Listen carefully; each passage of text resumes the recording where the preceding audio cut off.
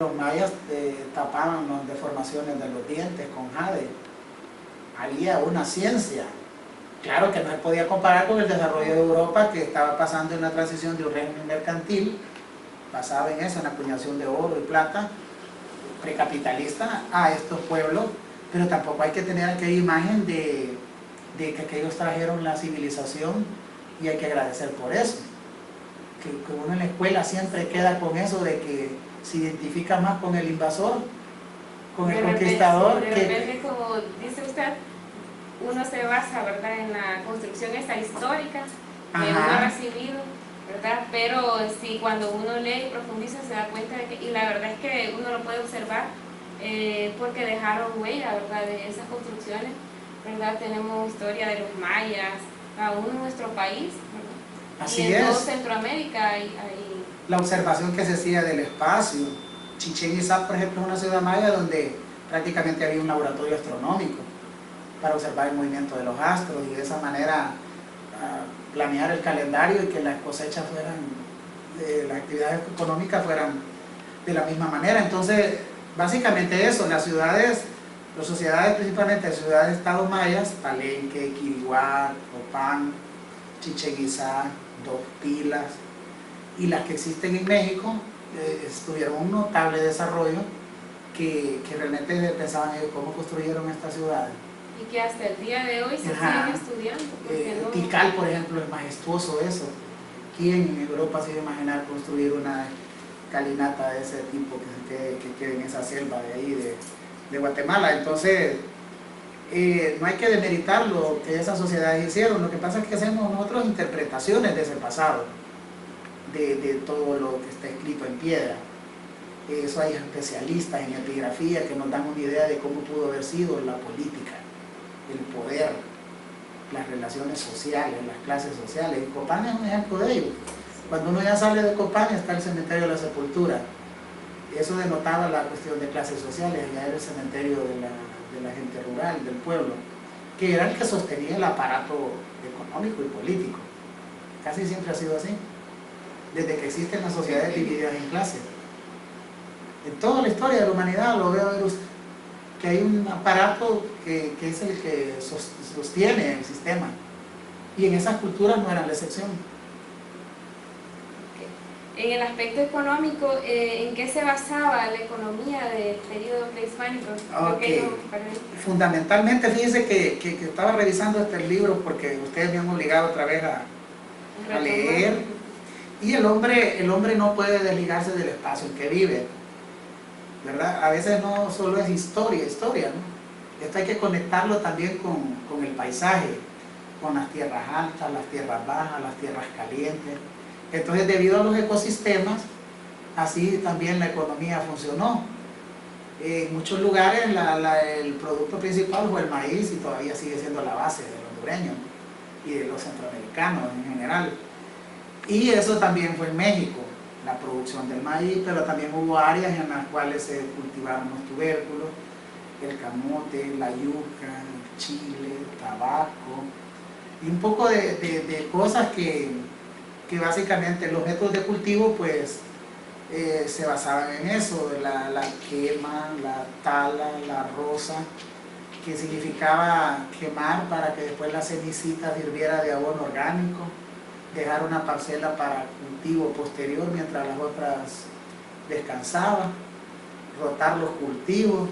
Era un sistema bastante parecido a había una ciencia en torno a eso, ¿no? Pero claro, hubo cosas que después se escaparon de la mano de los gobernantes y hicieron que las sociedades colapsaran. Ya cuando vienen los españoles, que es la otra charla que me toca en este mismo grupo, muy acuciosos, ¿verdad? Les buscan el investigador o que les va a ayudar muy fuerte, pues vamos a hablar de eso, ¿no? De qué pasó después ya con la conquista. Pero básicamente eso, casi evidencias así sobre los cultivos la vemos más de todo en los indígenas actuales de Guatemala, ¿no?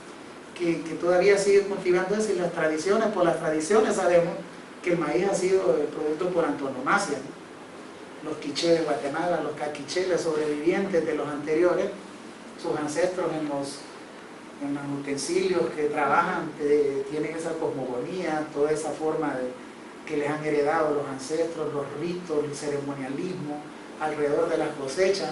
Entonces suponemos que eso sí fue también. ¿Qué relación existió entre el sistema agrícola y el surgimiento de las ciudades? Ah, claro, esto es importante porque el desarrollo económico hace que las ciudades crezcan. Pero fíjese que cuando uno revisa las investigaciones, básicamente las ciudades eran centros ceremoniales, no eran centros urbanos de vivienda, ¿no? Sino que las viviendas se ubicaban en la periferia. Entonces lo que uno conoce como ciudad ahora, donde hay edificios, donde hay dúplex, donde hay cuarterías, no era en las ciudades en el sentido que ellos tenían. Básicamente las ciudades, en todos los gobernantes que las construyeron, su idea era la vivienda para la élite y el centro ceremonial, con la ayuda del pueblo, de los esclavos. ¿Por qué deducimos que hubo esclavitud? En los grabados principalmente. Se ven los gobernantes sometiendo a sus súbditos, prisioneros de guerra puede ser, y fundamentalmente eso, las ciudades se ven como centros ceremoniales. En todas las ciudades mayas era eso así. Por eso es que tiene razón de ser la arqueología, porque se han ido descubriendo asentamientos alrededor. Fíjese que hay asentamientos cuando uno va a la entrada de Copán y usted, caramba, y esta vaina no es lejos de donde está el parque arqueológico, se llama El Puente. Ajá, ¿y cuántos kilómetros hay de ahí hasta allá? Hay asentamientos acá, todo el Valle de Sula, se han identificado más de 5.000 asentamientos, que hubo una actividad económica productiva. Si viajáramos a una cápsula del tiempo, ¿no? Esto aquí era un hervedero de pueblos. Entonces lo que pasa es que no tenemos mucha cultura del patrimonio, ¿no? La gente que encuentra un objeto lo vende, destruimos las cosas, casi no existe esa situación de cuidar el patrimonio para que nosotros le digamos a las generaciones, miren, este es nuestro pasado, conéctense con esto, con este eslabón. Entonces, pero se hacen intentos, ¿no?, de museos, de incentivar todo eso para que la gente conozca su ADN cultural. Hace falta, eso iba a comentar yo, que el incentivo, ¿verdad?, a promover, digamos, el conocimiento también como un viaje, ¿verdad?, a través de la historia. Nosotros conocemos poco, es poco lo que, ¿verdad?, de repente en la escuela hace falta y uno trata de reforzarlo ya cuando llega a la universidad, ¿verdad?, que se da cuenta, como usted dice, que uno quiere investigar y que uno quiere saber. Y eso es, ¿verdad?, ese viaje pues que hacemos a través de la literatura. Nosotros hemos conocido algunos aspectos de la época prehispánica hasta la actualidad, ¿verdad? Sí. Y hemos conocido todo eso que usted mencionaba de una manera general, pero hace falta, ¿verdad?, llenarnos más de esta cultura, ¿verdad?, conocerla. Correcto. Fíjense que antes de concluir, porque esta es una síntesis muy apretada, ¿no?, para ubicar a los compañeros un poco en el contexto del tiempo, de qué época hay evidencias de habitantes en Centroamérica, porque ya llegaron convertidos en hombres, ya el Homo sapiens existía acá. Aquí no partió la evolución, fue en África. Bueno, ¿a dónde quiero llegar? La evidencia que se encuentra de humana en Centroamérica son 12.000 años antes de Cristo. ¿Ya? De ahí venimos en cuenta regresiva. Y eso nos da la idea de los poblamientos y las corrientes migratorias, con diversos estados de desarrollo. Hubo aquí una megafauna, cacería, nomadismo, pero después el desarrollo cultural. ¿Ya? Entonces, cuando hablamos en el tiempo, 12.000 años antes de Cristo, luego vienen los periodos de desarrollo que identificamos en los mayas aztecas como clásico, clásico y posclásico. Ya ahí, ya del año 800 de nuestra era, estamos hablando del apogeo de todas las ciudades mayas, el esplendor de todas las ciudades mayas, y Copán no fue la excepción. ¿Ya?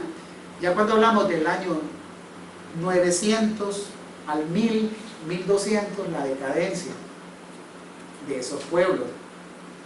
para ubicarnos un poco en la cuestión del tiempo, que el tema principal son las sociedades antes de la conquista en Centroamérica. Entonces cada país tiene su propio evidencia de esos pueblos. Nosotros tenemos la esquinita de Honduras, que es de Copán, los mayas de Copán, que producto de eso ha habido mucho tergiversación, que pensamos que como es lo único que nos ponen a nivel mundial de fama, pensamos que nuestros orígenes son los mayas de Copán y ya no existían cuando llegaron los españoles. Pero como es el patrimonio de la humanidad por la UNESCO y es lo que nos da fama, todo es en torno a la cultura maya, como descendientes de nuestros ancestros. Cosa que ha ido en detrimento de los otros pueblos, los lencas, los icaques, los tahuacas, los pech, esos son olvidados prácticamente. Todo se enfoca a los mayas. Por eso el doctor Darío Braque le llama a esa tendencia la mayanización de Honduras. Creer que todo, fíjese usted en el pasaporte, en el billete de la empira, en el Banco de Occidente, dice uno, caramba, nosotros somos descendientes de los mayas. Y no es que sea malo eso, pero no se puede construir la identidad de un país solo por un grupo o una cultura. Bueno, hemos abordado este tema, ¿verdad?, de una manera breve y creo que es insuficiente, pero sí como que nos pica el gusanito, ¿verdad? Espero yo, a nuestros televidentes lo mismo. Y no podemos continuar, ¿verdad?, porque el tiempo está agotado. Ha terminado el programa y le agradecemos al licenciado, ¿verdad?, su aporte a la cultura en nuestro canal educativo, y ese libro que tiene me gustaría que nos lo recomendara, ¿verdad?, para... Sí, esta es Historialismo Centroamericano, son 2 tomos. El tomo 1 es acerca de las sociedades prehispánicas antes del impacto, porque fue un choque mortal con la cultura europea, y el tomo 2 son las sociedades ya de la independencia hasta el siglo XXI.